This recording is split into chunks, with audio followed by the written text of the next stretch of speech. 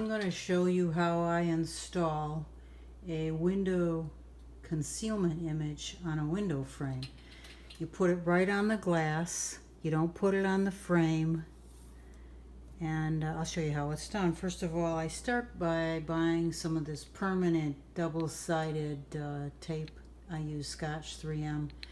It's pretty sticky, so I know it'll hold. I've got them all over my house, so I know it'll hold. But just grab a chunk and you kind of estimate your distance.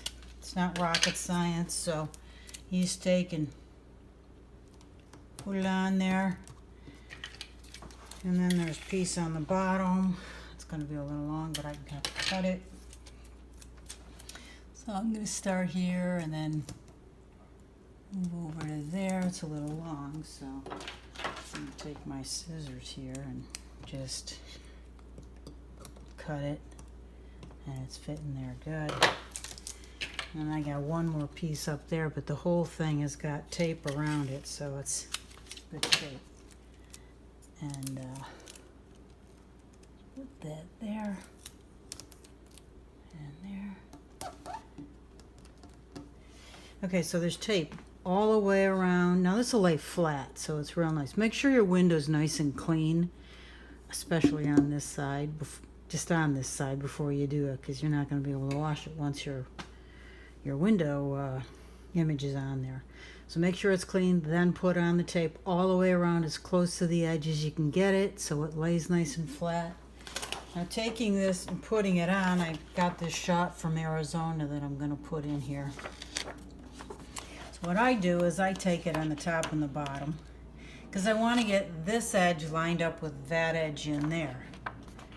And I find my position. Top to bottom looks good. And then I push it slowly across. And that looks great.